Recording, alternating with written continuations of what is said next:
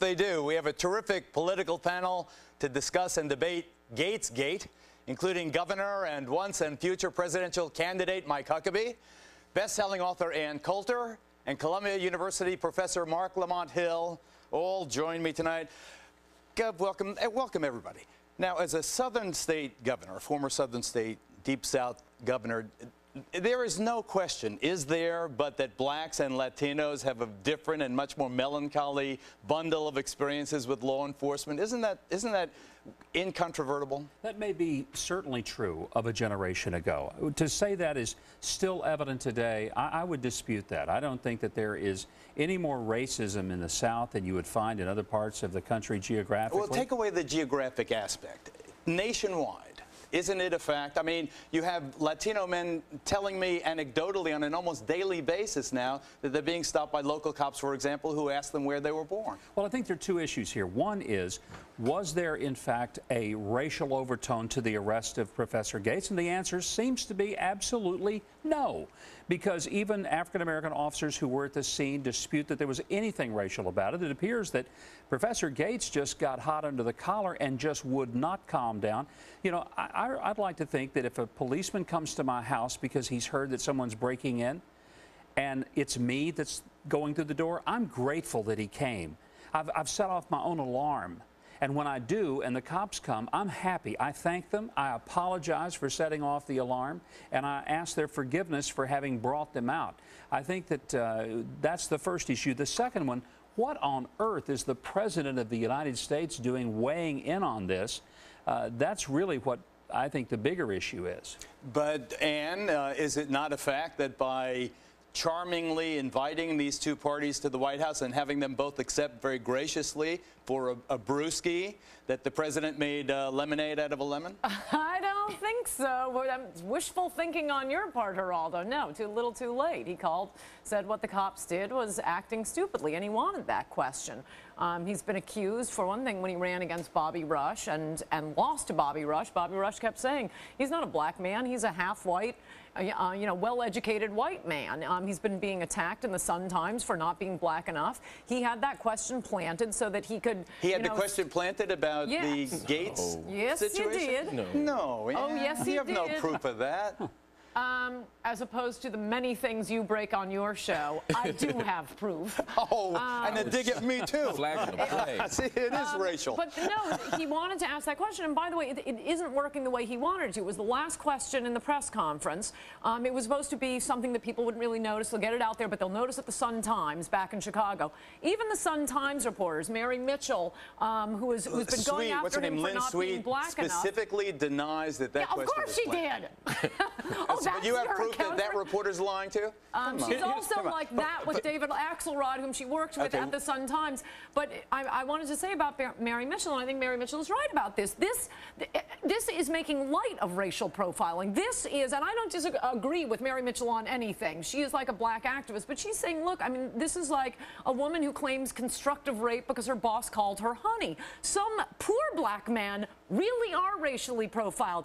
The fancy Harvard professor was not being racially profiled. Well, perhaps he wasn't at least in the initial stages, but be that as it may, Professor Lamont Hill, to use the word stupidly, the adverb stupidly, stupid, how do you use that about the Cambridge, Massachusetts police when you don't even use it about Mahmoud Ahmadinejad? But that's exactly why I don't think it was planted, actually, because I don't think he would use such bold language if he had any moment to reflect on it. He became the president by being raceless, by trying to transcend race and not make anybody feel alienated. He's good at not being black, so I don't think he would try to get black points in the middle of a health care presser. I think he was doing something very different. He was trying to respond on behalf of his friend. I think his use of the word stupid was great, because I think he was absolutely right. There was no reason for Skip Gates to be arrested for disorderly conduct. There was just no law being broken there. However, I think the mistake comes when he backtracks 2 days later and then invites everybody for a beer. So you don't like that idea?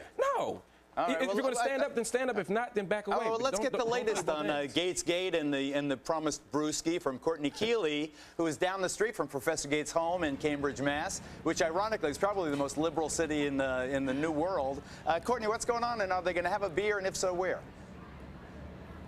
Well, interestingly enough, Geraldo, Professor Gates is at Martha's Vineyard this weekend, and we just heard President Obama will be at the Vineyard in August. So we were saying it would be really nice if they all decided to meet there for us, because then we could cover the story. But right now it appears that Sergeant Crowley is back at home. Things are really quiet. Things are definitely smoothed out. That could change, though, if the 9/11 call made by the neighbor is released or the police transmission tape of the arrest is released. Now, both of them are supposed to be made public according to Massachusetts public law, but they could be held right now by lawyers as this case continues to be investigated. The Cambridge Police Union does want those recordings released.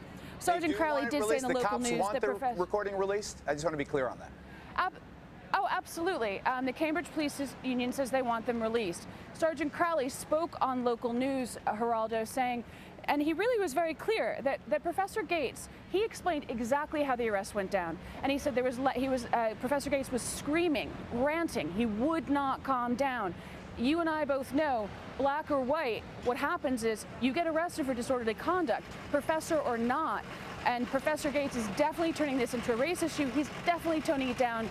He's saying, let it be a lesson, just like President Obama said. I get you, but I have not heard ever of a case where you get arrested for disorderly conduct inside your own home, and the professor alleges that Sergeant Crowley lured him outside specifically to get around that technicality, you might call it, in the law. And he was entrapped, and that's why the Cambridge cops dropped it. But, Courtney, thanks. I want to ask the governor a question. What if that tape says, there's two black guys breaking into this house next door?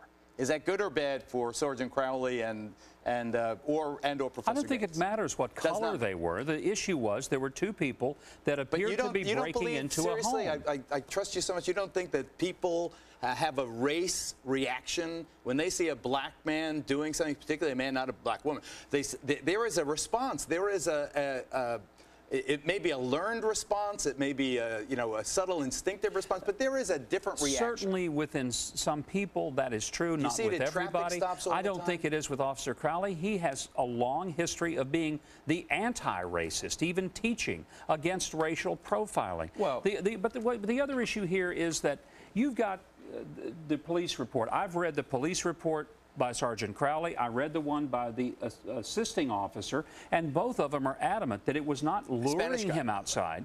It was that when he came outside, he would not leave it alone. I'm talking about Professor Gates. Yeah. He just followed the officer out and continued. But it shouldn't matter. It shouldn't matter. First of all, there's precedent in Massachusetts. There's precedent in Massachusetts to say that even berating a police officer while being arrested does not constitute disorderly conduct. It's very specific. A legal precedent. There is. Exactly. So it's very specific. So they had no legal right. It's protected by the First Amendment. Precisely. So he shouldn't have been arrested. Well, let's remember the charges have been dropped. I think the bigger issue is why would the President of the United States wade into something and call the cops? Because this is a huge issue that deals with race relations. Even if we think that Ann is right, for example, and say that this is a poor example of racial profiling, that's something a president needs to intervene on because the entire nation is talking about it. Intervening is one thing, but calling a police officer stupid? He said the arrest was stupid. And legally I disagree with both you and Geraldo on a point that this was not grounds for arrest, him carrying on. Yeah, you can be arrested for disorderly conduct in your home.